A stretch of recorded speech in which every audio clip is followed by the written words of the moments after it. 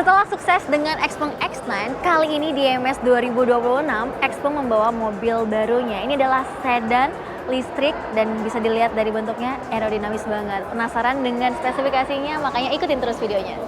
Jadi ini dia The Next P7. Nah, tapi ini baru dikenalin doang nih. Belum secara resmi dibawa sama Xpeng ke Indonesia. Jadi sedan listrik ini adalah sedan listrik yang paling tinggi dari Xpeng.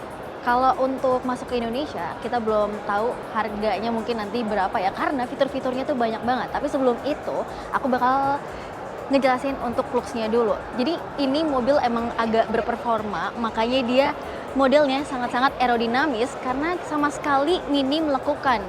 Jadi semakin aliran udara itu semakin gampang untuk ke belakangnya. Apalagi di bagian depannya ada active air intake-nya juga buat dinginin baterai. Dan kalau di bagian sampingnya juga minim banget lekukan-lekukan. Nah ini untuk kaki-kakinya, jadi peleknya ini emang kayaknya nyentrik banget ya. Dia two tone, ada yang warna silver, ada yang black, tapi dia 8 spoke. Nah 8 spoke-nya itu lucu, ada yang solid, ada yang twin spoke juga. Kalau untuk bannya, ini ban depan sama ban belakang beda ukurannya. Ban depan 245/45, ringnya 20. Kalau ban belakang 275/40. Ringnya 20 juga.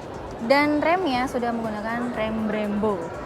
Nah, kita geser ke bagian belakangnya. Tapi keren banget mobilnya, ini aerodinamis banget, landai modelnya semakin menurun. Dan yang paling aku suka adalah bagian belakangnya ini karena dia ada active spoilernya. Jadi bisa otomatis kebuka, bisa kalian setting secara manual juga. Di settingnya itu pakai head unitnya yang di dalam ya. Ini ada logo Xpengnya. Terus kalau mau buka bagasinya tinggal pencet kotak kecil yang di sini. Tapi simple ya desainnya. Lampunya lurus doang nih, horizontal. Nah, sekarang kita buka bagasinya. Bagasinya itu, nah, luas banget. Ini mah bisa buat nyantai-nyantai ya. Kalau kalian lagi mau kemana gitu, dan di bawahnya masih ada tempat penyimpanan lagi tuh. Lumayan banyak bagasinya.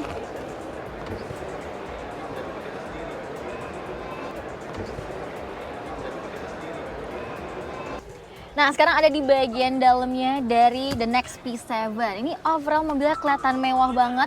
Fungsional banget ini mobil ya. Kayak tiap fitur ada di mobil ini, tapi semuanya simple gitu. Bisa dikemas secara simple, makanya bikin mobil ini kelihatan elegan banget.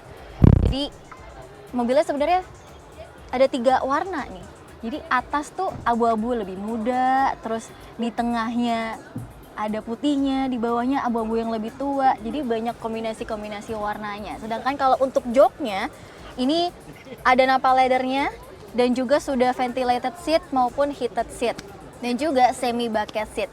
Joknya sudah elektrik, tapi yang kerennya lagi banyak banget pengaturan-pengaturannya yang lain. Contohnya yang rare ada di mobil-mobil biasa ya. Di bagian samping kanan kirinya ini bisa disetting menyempit atau melebar. Jadi kalian tinggal pencet tombol paling pojok kiri, baru tinggal di setting kalian mau ngepasin ke body kalian atau mau ngelonggarin. Keren ya itu ya, jarang nih. Dan ini masih setir kiri karena baru diperkenalkan doang, belum dijual secara resmi di Indonesia. Jadi untuk setirnya simple ya, kecil gitu. Jadi nggak lebar, kita megangnya enak juga. Dan di sini simple banget. Di bagian kanan tuh cuman ada pengaturan volume. Tapi ini bisa disetting sesuai kalian maunya di sini tuh buat apa gitu. Di sebelah kanan ini ada mode berkendara dan kalau diklik ini berubah jadi push. Untuk mode berkendaranya ada eco, ada comfort, sport, individual. Lalu untuk speedometernya ini simple ya, dia kecil banget tapi cuman ada di sebelah kanan tire pressure. Di sini ada untuk ngelihat adaptive cruise controlnya dan juga kecepatan. Tapi di mobil ini ada head-up display-nya juga. Head unitnya ini gede banget layarnya dan bisa diposisikan mengarah ke driver.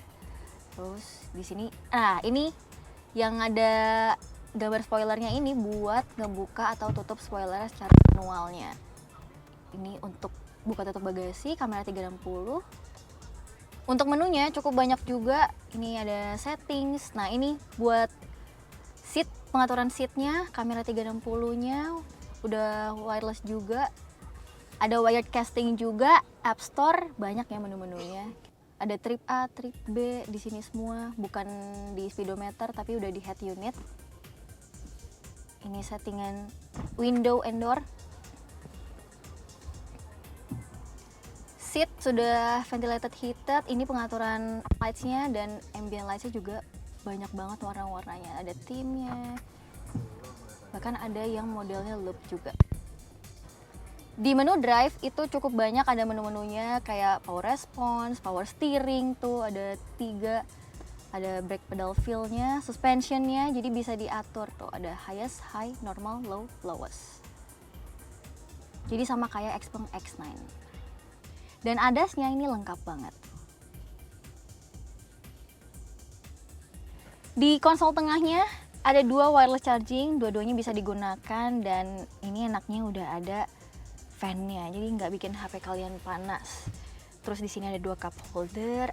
Di tengahnya ada tempat penyimpanan, tapi bisa kalian pakai buat armrest juga, empuk juga nih, dan lebar, enak nih kanan kiri bisa.